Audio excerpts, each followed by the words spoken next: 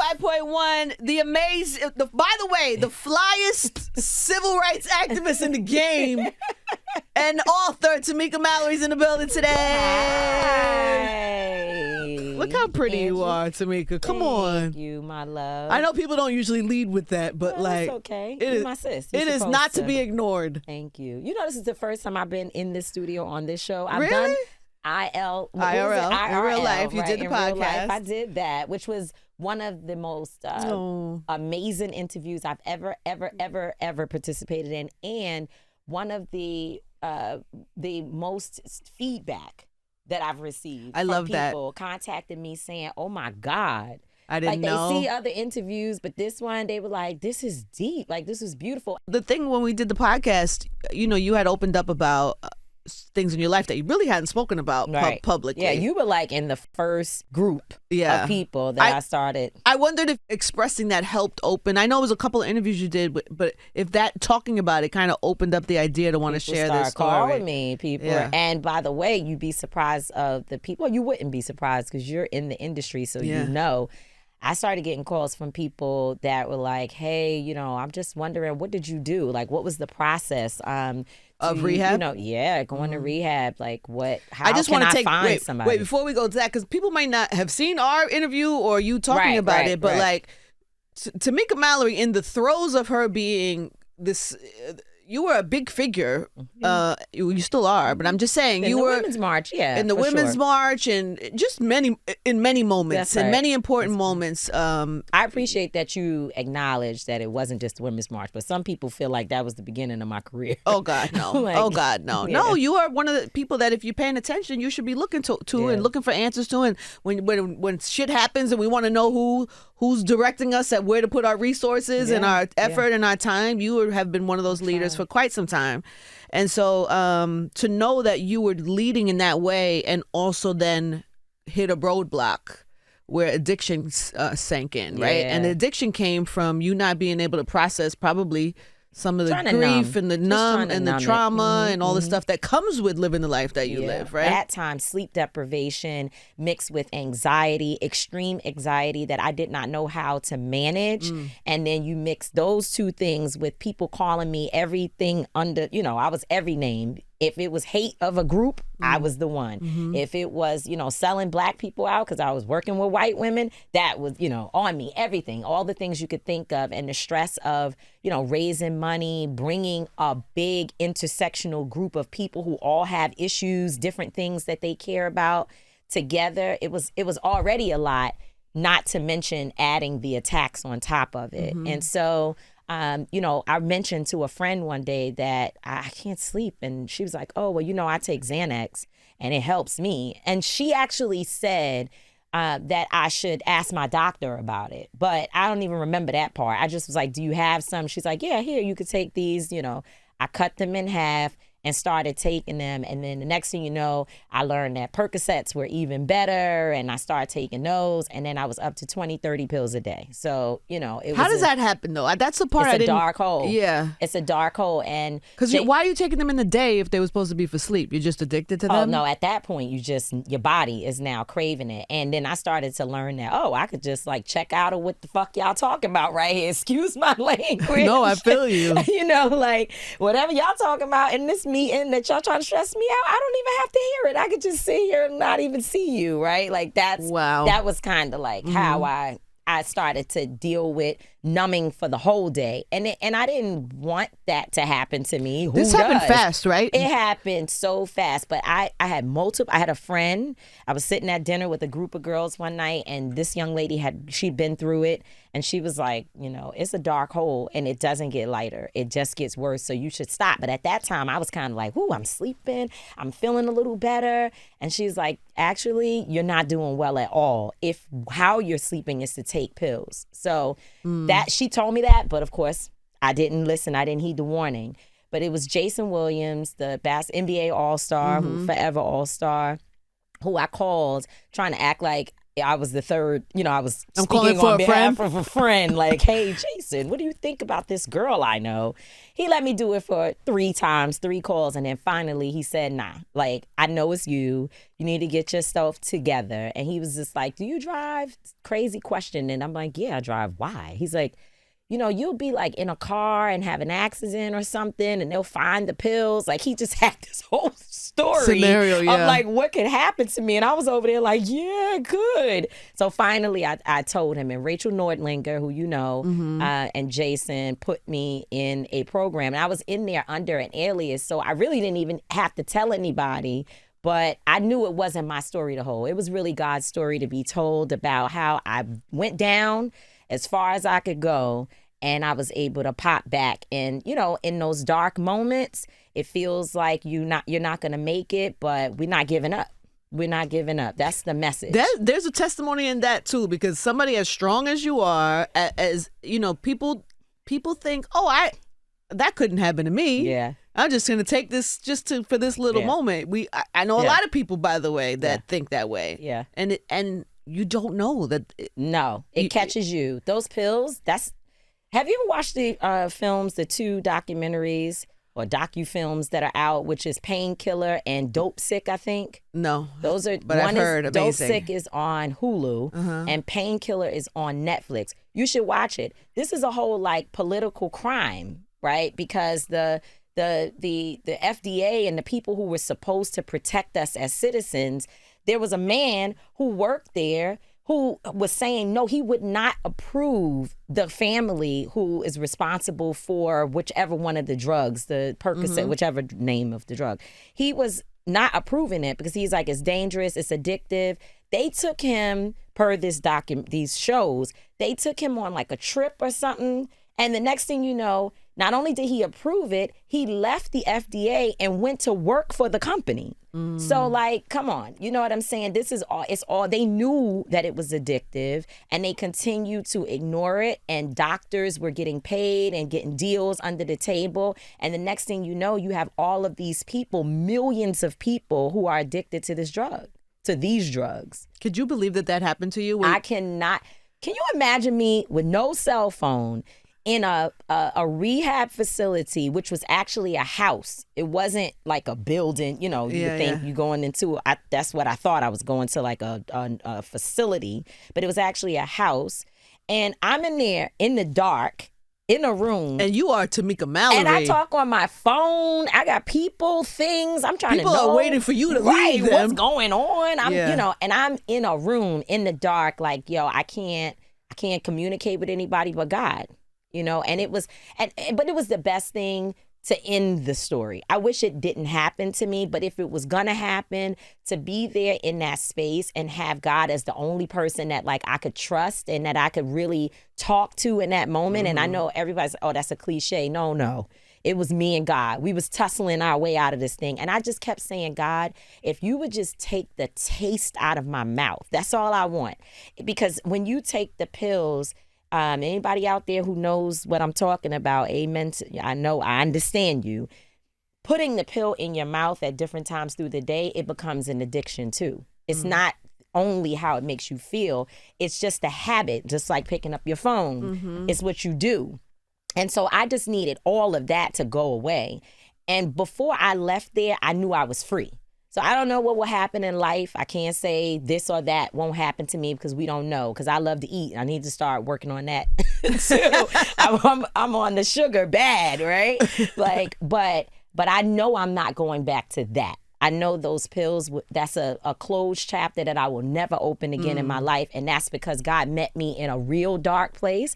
But now, I'm in the light and it's my job, I know, which I didn't always want to own it, but it's my job to make sure that somebody else gets free from it as well. Yeah, it also gives you a different connection to people who are in that struggle, in that battle right now. Absolutely. I've got makeup artists, hairstylists, people I meet around the country who are like, hey, quiet moments while they're doing my face or whatever. I'm going through this, or my son or my friend or my brother, and I just appreciate you for telling your story. If you have any tips, Wow, let me know. that's beautiful. Yeah, it is. That's why it's worth sharing, right? Yeah. And you talk about how hard you tell it real quick, the story right now, but in the book, like how that process of coming out of that, and the withdrawal, and there's just you think, oh, she just stopped, or I figured out how to stop, but that is not the case. No. Doesn't happen. And there's so many disparities in our nation for how people get help. Because this facility that I was in, I was the only Black person in a facility where they give you drugs to help you get off drugs, but the drugs they give you help you to deal with the pain that enters your body when you start trying to detox.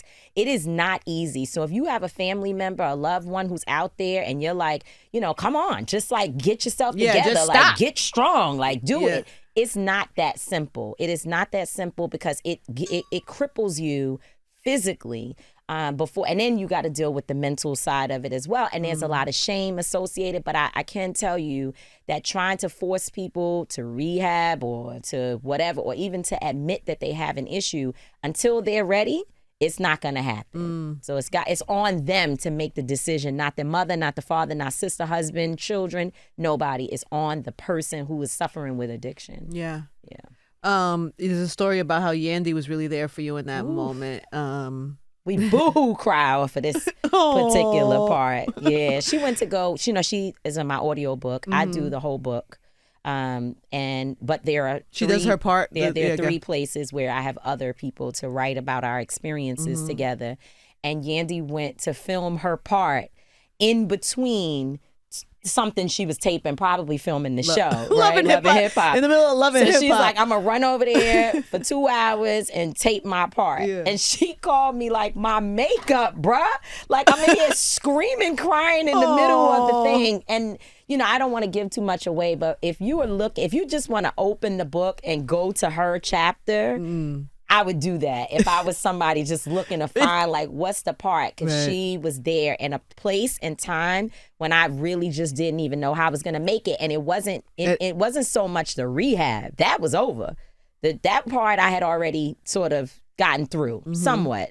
It was how am I gonna piece life together again? That's where she met me. You know what I mean? So God bless for all the people who've shown up for me, and many of them are in this book, and I'm sure it's more to come. Do you feel like vulnerable sharing all this stuff? Hell yeah. Yeah. Hell yeah, But do you feel free or do you feel nervous?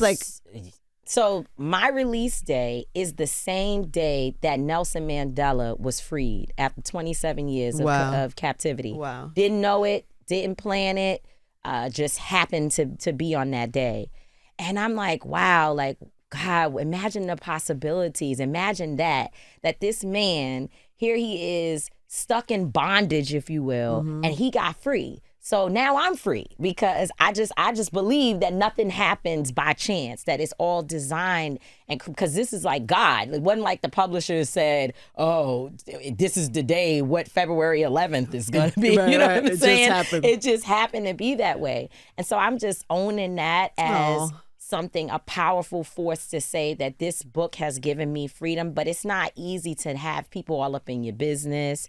It's hard for my parents to deal with. It's stuff in here they didn't know, and now they're having to read in real time. I don't even curse in front of my parents unless I'm telling a story, and I'm still spelling the word. You know what I mean? I'm still like S-H-I-T, Mom. He said S-H-I-T, and I'm 44 years old. So in this book, I'm like saying all the words. The relationships, the sexual issues, sexual assault, all of that's in here. And I'm like, oh, God, I hate for my dad. I'm like, don't read it. Just put it on the shelf as art. But they're actually almost at the end of the book. Oh, they're in it now. Yeah. Are you going to have like a little family meeting after? Well, I did it before the book was even in their hands. When I was writing, it was a chapter that I wrote about, and I said, I have to tell them this is going to be tough. Because it was tough for me. I cried a lot. And the woman who was helping me write the book, shout out to Audrey out there listening, she and I both had to stop. Like, we just couldn't even finish that day. It was just too much. Wow. And so I knew that, and the story ends with me walking into my house and my dad not knowing that 4 guys almost raped me. and I was like saved from the situation by the mother of one of the guys. I walk past him. He has no idea that I'm like in the house crying, you know, scared. Imagine that. I hate to bring that up. Your and for poor him dad. to have, it's tough, you know? Yeah. And I know he's hurting to, you know, and he told my sister, this is really tough for me to know that these things was happening to my daughter. But here's the one thing. They told me not to go. They told me not to do this stuff. They tried to say, don't go over here. Don't be around these people. And I didn't listen. They tried to save you. Oh, God bless them. God bless your parents, man. All right. So what do you hope that people get from this book right here, Tamika? Well, you know, it is a story of resilience. And I truly do hope that somebody who's just trying to figure out how to navigate life, whether you young, old, male or female, just our siblings out there in the world, that you will take this book and say, okay, she did it. I can do it. Like, it's not that bad. There is another side. Because I didn't know there was another side. I just thought, okay, the newspaper said I was done, right? Like, they made a determination that I made this misstep. And some people didn't like it, and they said, book closed, chapter over, she's out. And then I continue to progress and think great things have happened for me. In fact, there's been some things that have happened, like 2 books, right? Who knew that that I would meet Charlemagne and Black Privilege Publishing would pick up these books and pick me up as their first book on their imprint? Who knew that would happen to me after I thought I was done, you know? And so... What was the moment, though, that... Was it the march? I know you talk a lot of stuff about the march and how dark that was for you, but what was the moment where you were like, this is over? Yeah, it was the march. I mean, you know... But the whole time, or just... damn near from day one to day ending, because there was always something. It was either that we didn't involve the right people, or, you know, there were a lot of people who joined the Women's March because they were upset that Hillary Clinton didn't win. Not that they were upset that a fascist, racist, sexist thing was about to happen. They were just upset that Hillary Clinton didn't win. And so that was a big thing, that people were pissed off that we weren't honoring her properly. But that was never what the march was supposed to be about. At least when we got involved, it wasn't. Then there were people, Black women, who said, why do we want to march with white women? Because they are the cause of this. Like, why we Black women got to go out there and march with them? Let them do their own thing. And the white women who were initially called for the march, white woman who initially called for it, she used the name of a march that happened with Black women 20 years prior. 20 years prior. So there was some appropriation issues there, which I don't know that it was intentional. I just think that's just what happened. And so then we had to change the name. So that was drama.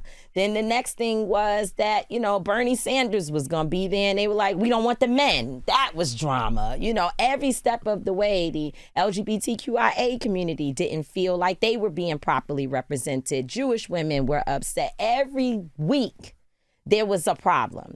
So, you know, and I'm not saying that I wouldn't do it again. I would do it again, even knowing everything that I went through. Would I make some different decisions? Sure, but I would definitely do it again. But to get to the midway point and have people just identify me as a hater of different groups of people just because I went somewhere that they didn't like, that was hard. And you know, eventually there was like a determination from the media, which is the worst place for you to ever look at yourself and try to measure your success by what they're saying on the internet. That's like awful. You know, it'll kill you every time because it builds you up to tear you down. But it wasn't just what they were saying in the media. It coincided with the fact that every single speaking engagement that I had was canceled. Wow. Now, you have to imagine that I was speaking in white women's their living room for $25,000, right? Getting paid that type of money, doing it 4 and 5 times a week, to tell them all the list of things that's wrong with how they operate in the world and why we ended up in the situation we were in, which was the beginning of Donald Trump's first presidency. So, I'm going around the country being myself, not changing the message, not doing any of that, which is probably what got me in real trouble because, I'm sure there was like a husband somewhere who was like, what the hell is this going on there in the house all huddled up, talking about women's rights. You pissed somebody off. Yeah, so that was another thing. So then all of it was canceled. College students were like, we're trying to bring you to the campus, but there are students protesting and saying they don't want you here. We have to cancel the event. Speakers Bureau trying to take my photo off their website, but leaving up people who have made super racist comments. So we were fighting that, getting lawyers involved. All of this is happening to me, and I have no money, period. My son is away in school. He's in college. I'm like, I don't know what's going to happen. I don't know if I'm going to be able to continue to pay your tuition. Like, all of this happens to me. That's a lot. That's a lot. That's a lot. It's a lot for sure. But people are there. That was probably the first time you really had to be vulnerable and ask for help, right? I talk about it in the book. Yeah. I had to hit people up like, yo. And they showed up. A lot of people showed up for you. But they were like, first, like, is this you for real? I'm like, yeah. So that was, it was a tough time, but everybody showed up. People came. God shows up for you. Sending stuff that I'm like, oh my God, okay, this and this. Wow, that's beautiful. But you have to kind of you got to get quiet in order to hear where you're supposed to be going and who are your real people. And it was a purge because now all those folks, like, they're out of my life, and I'm in a space where even though it gets hard, I'm not sitting here saying everything is perfect. Out, right? I'm still every day hustling, trying to figure it out, but I'm in a much better space than I was. Thank God. Yeah. But the ups and downs of that, she's just giving you the outline, by the way, right now. The ups and downs of that are definitely in the book. Yep. You talk about, we have to talk about some current things that are going on while I have you in the building. First of all, because you do talk about your Jay's deal with the NFL, that really initially connected you to them, right? Yeah. You read the book. Yeah, that's a little detail. It's a good detail. These are the details you will find in the book, in that moment. Yeah, and I find that interesting because a lot of times I think, and it's sad because it's like, you could have the heart to be wanting to do something, you believe something is right, but the optics of things are really important. Absolutely. No matter how good or pure your heart is, no matter how you believe that something that you're doing is good for people, if the optics are wrong, it's gonna get you dragged. It could get you, number one, it'll get you dragged, and it could sometimes stunt also the progress because whatever. I feel like in that moment, that some of that was happening. Oh, right? It definitely happened. Yeah. I mean, they had to do some real damage control work there at Rock Nation to make sure that people understood what was the goal of Jay working with the NFL, right? Yeah. Like that had to happen. And when I tweeted or posted on Instagram or whatever, somebody tell Jay to call me because I didn't know him enough. Just in passing, but I didn't know him enough. But I'm like, I need to hear directly so that before I get on the side of, with the Twitter thumbs, like, what the hell is going on? Jay-Z sold out Colin Kaepernick, blah, blah, blah. Right. Before I go doing that, I'm going to do it differently because it had just happened to me. So if it had not been for the fact that I just gone through a situation where people were ripping me to shreds based upon somebody else's words or this or whatever, somebody who said I said what I didn't say. You were on the other side of the angry mob. I was experiencing it. So I'm like, okay, let's do this different. Don't go up here posting stuff and making statements. I just put it in the universe. Somebody tell Jay-Z please to call me. And sure enough, it wasn't even an hour.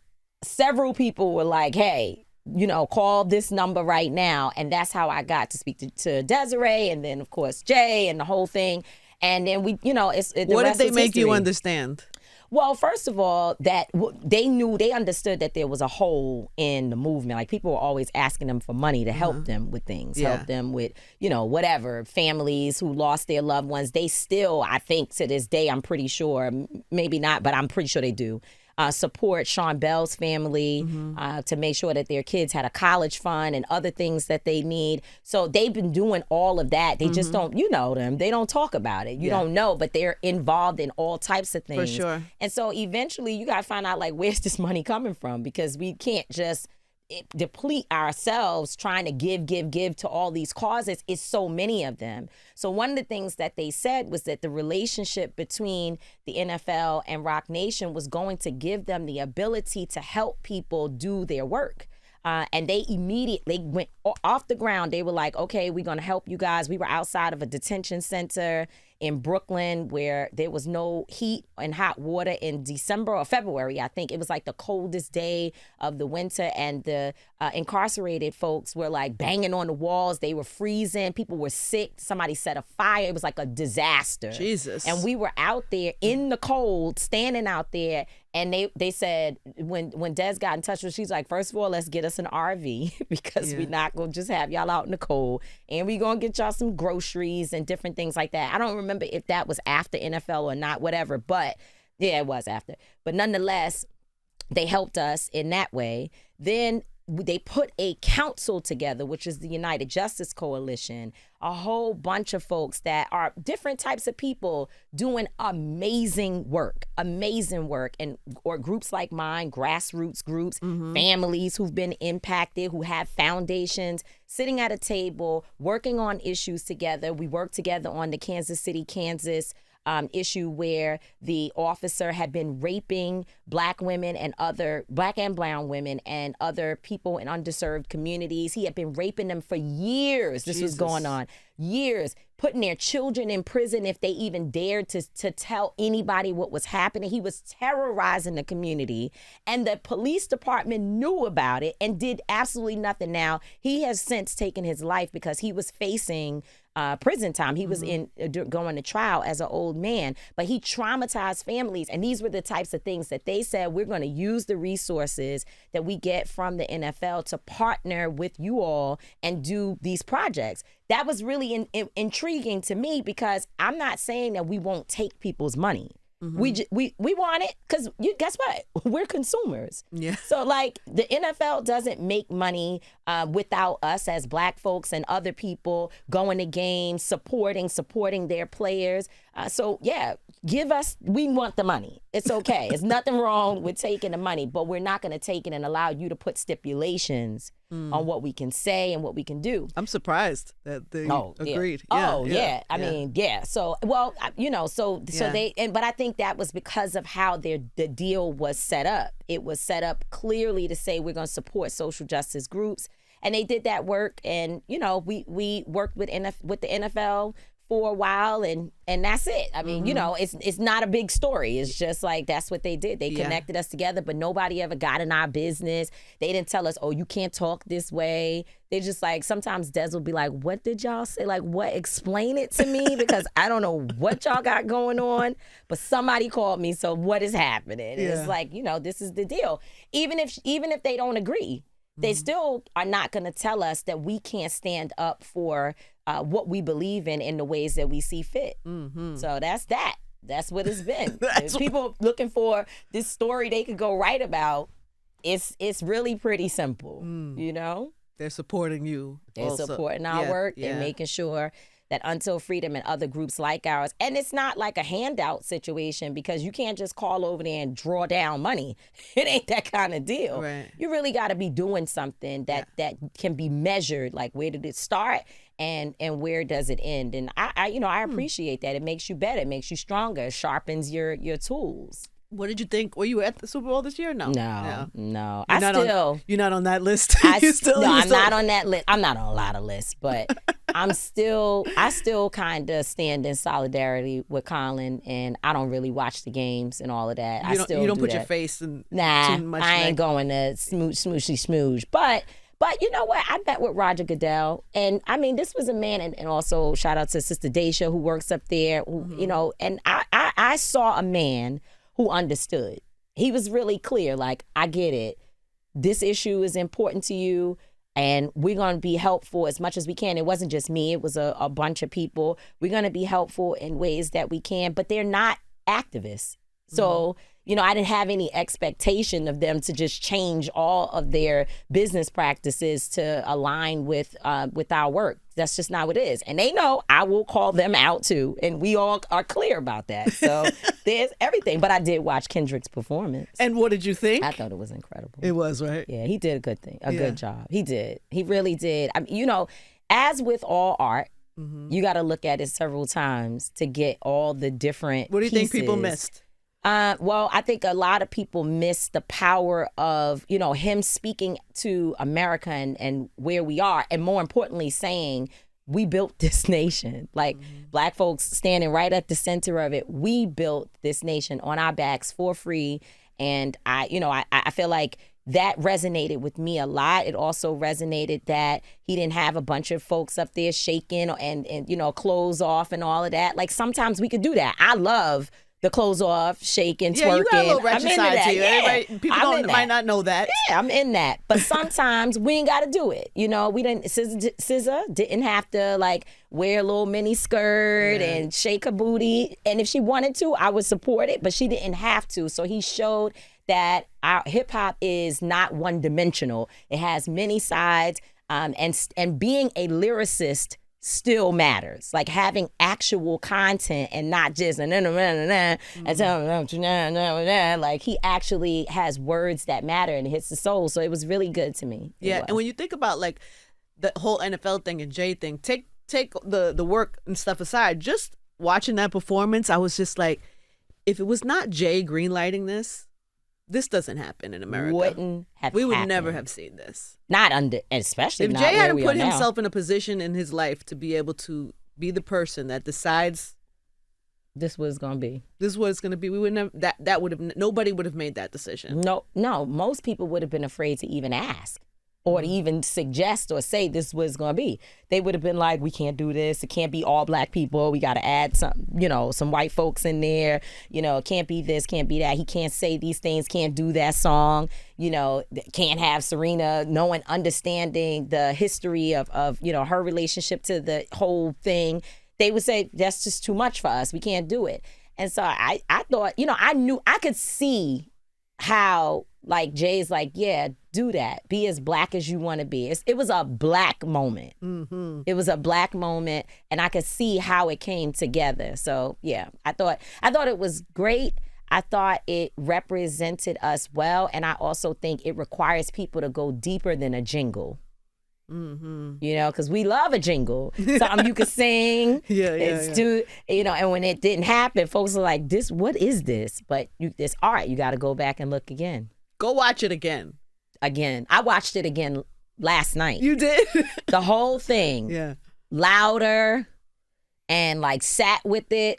And wow, it was really powerful. Samuel Jackson makes the performance. Yeah, for sure. He does. His part is so powerful. If you didn't hear what he said, go back and watch it again. Word. Go back and watch it again and also get Tamika's book. Yeah. I live to tell the story. Right. Get my book. Yep. Yes, right. You filled out our questionnaire. Shall we go through this real quick? This is fun time. This is fun with Tamika. Sometimes I like to have fun with you because I know. It gets heavy. Do you have things that you do for yourself? Girl, I love having fun. You do, right? I love. Are you making it a priority for yourself right now? I always have a good time. On IRL, I asked you how we could support you and what you needed, and you said a husband. I know. I don't want one right now. No, you changed your mind? Yeah, I need one, but just not right now. Okay. I got too many things going on. Maybe around summertime. I like to pop out for my birthday. Pop out for your birthday. Then after that, you take applications. Yes. Okay. God, there's so much going on, Tamika. First of all, let's go through your thing here. Anything cute here we need to sell? What is your name? Tamika Mallory. She just ate some Branzino. This is the In Real Life questionnaire. Your favorite go-to song, SWV Week. Yes. You said karaoke. That's what I said. What did I just say? Go-to. Oh, your go-to karaoke song is SWV Week. Do you body that? Singing it down, no, honey. No. I know the ooh and the ooh, the ad-libs, everything. That's my jam. Is there choreography? Well, no, I just, by that time I've probably had a drink or two, so I'm swaying. What is your superpower? I say convening people, convening groups to do powerful things. Yeah. You're an organizer. I'm an organizer. Who is your celebrity crush? Yeah, I was gonna write a real live person, and I told Sarita, who's here with me, she handles my press, and she's and so I said a person. We're not gonna say the name. No, I have to know the person. Told her, we're not putting that here because Angie will go calling the person right now. Like, do you know what happened today on my show? I said, let's put somebody who's gone on to glory. Okay. So I chose Tupac. Just leave it alone. Because I know any person, that's human, current, you calling them. I can't. Now I have to know. I'm going to ask you after. Off air. Okay. But even Tupac, you are too young, so you never met him, right? That's not true. You didn't. When I was in elementary school, they were shooting whatever film he was in that was in Harlem on Amsterdam Avenue. It was all that in had that to area. Be Juice. It must have been Juice. Yeah. And in fact, it was Juice for sure. They used my lunchroom cafeteria for their lunch, for their breaks. Wow. And I was little, like, hi. I saw him on TV. He was so fine. So fine. I must have been 9 or 10 years old.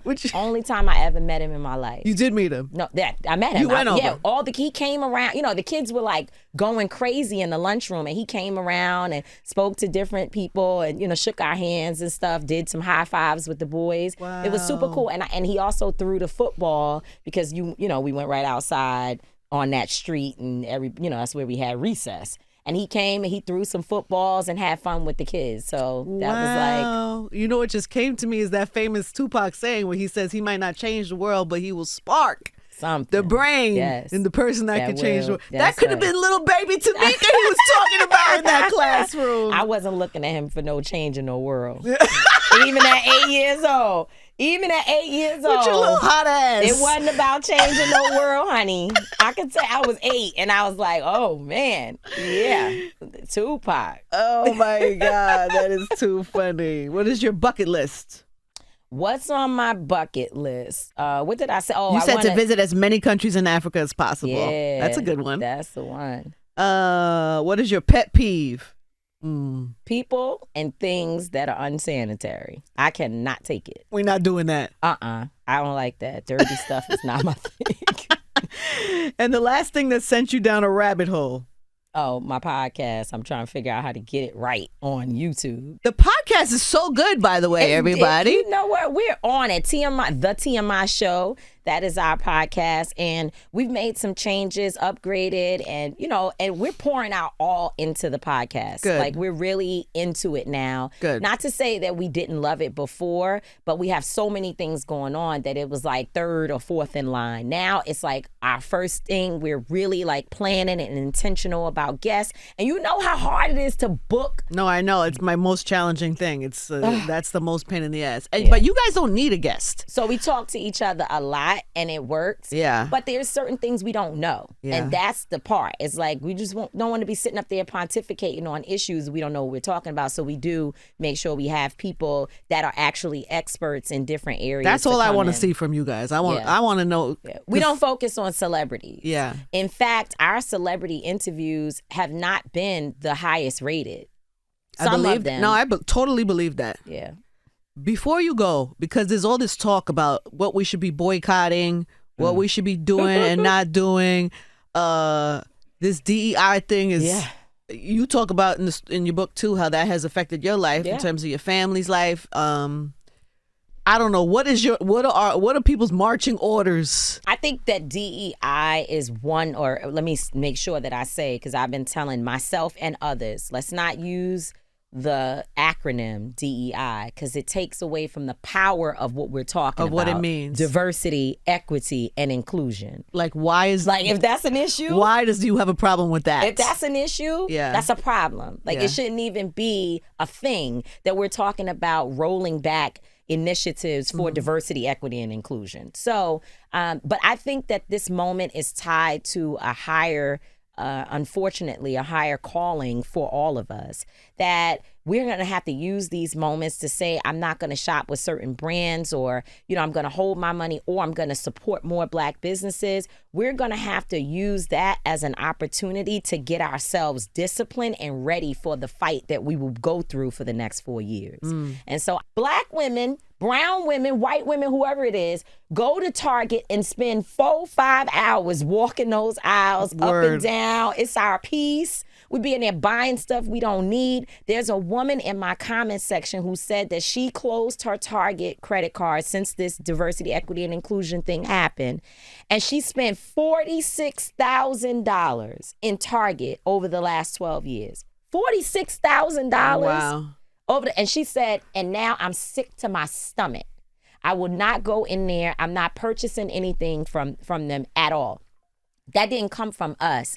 It came from the people. And when the people are ready to rise up, you as an organizer are there to help shape it, make sure there are real demands, there are clear goals, get people together. I was going to ask you that. What are the demands? Has anybody spoken to, like, you have? Oh, no, not you. No. They're not called, the head of Target hasn't called you yet, because they should.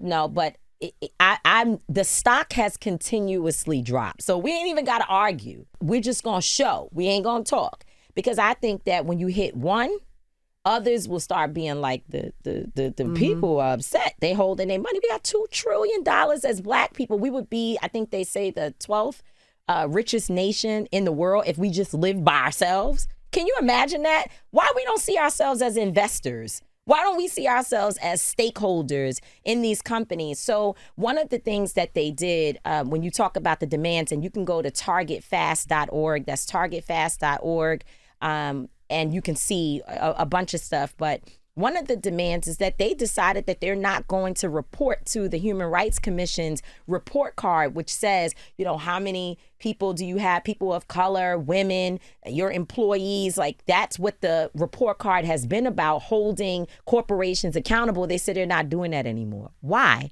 Why would you not want people to know where you stand, except that you are able to go back to being what most corporations started out as, all white, all male? That's what you're trying to do, because otherwise you'll be proud to report and say, we're doing all these wonderful things. We think they should restore that. Absolutely. We also know that they committed to $2 billion by 2025, which, by the way, this 2025 is ending in December. Mm-hmm. So we've got, 11 months before the year is over. Did you spend the $2 billion with Black-owned businesses and women and, other diverse groups? Why haven't we heard a report on what happened? We're not stupid. So we're asking questions really to understand what's the trajectory of where you all are going. So when you ask, has he called me? He may not. But guess what? He's going to be calling somebody soon. Don't worry. It's and there are other demands there, a lot to go through. I think another thing is that we do need our own distribution networks.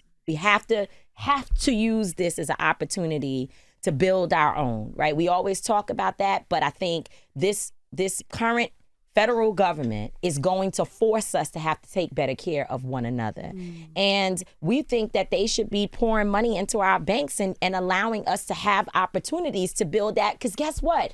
We're not asking for handouts, Angie. People seem to think that this is all about, you're begging. Why you want to beg them people for their stuff? It's not their stuff. We buy the products. Right. It's our money. We're not asking the government for free things. We pay taxes. We deserve to have the money that we spend circulate back into our communities. We are not asking anybody to give us free stuff. Right. It's not a handout. It's not a handout. Yeah. I know we have to wrap. It makes me, the whole Target thing makes me sad, because there's so many women that that's our spot. No, it's our spot, but I products, yeah. Tabitha, Courtney Adiele, young man, Maxwell. I think Carlton. of them in these moments this must be a challenge. This must be very challenging for them to be inside and this be happening. Yeah. This is the time to fight. You get together with other business owners. Target did not even respect the business owners enough to call them in advance and tell them that this change, this shift was going to happen and be announced to the public. So they have impacted the bottom line. We didn't do that as consumers. They did that to them. Their business partner disrespected them and broke the contract. The deal terms. They broke it because they entered a relationship with certain morals and values in place. And guess what? If one of those business owner goes out right now and gets drunk and drunk driving, kills somebody, I bet you those products won't be on the shelves. I bet you they would pull it because you've done something that now we can't be in business with you. Yeah. Exactly, right? Yeah. So why don't we feel we have that power? We have to be able to flex it because I promise you, the time that we bring one corporation to their knees, the rest of them gonna say, maybe we can't be listening to Donald Trump because he getting us in trouble. We will not die without Target. Trust me, you will not die. You're gonna be all right. We gonna be all right. You see what I did? Brought it back to Kendrick Lamar. Absolute last. We gotta go. First of all, get the book. I Live to Tell the Story. Tamika D. Mallory. It's in bookstores, Black Privilege, Imprint, Publishing. Shout out to Charlemagne. Yeah. And the last thing is that Women's History Month is coming. Yes. Leave us with something. Leave us something that we should aspire to, want to see, or do. You know what? For Women's History Month. I'm gonna tell you just like this. We're gonna stick with the same theme. Ladies, if you don't feel respected, keep your money in your pocket. That's all I'm gonna say. There it is. Tamika Mallory, everybody. Thank you, Angie. It's Power 105.1.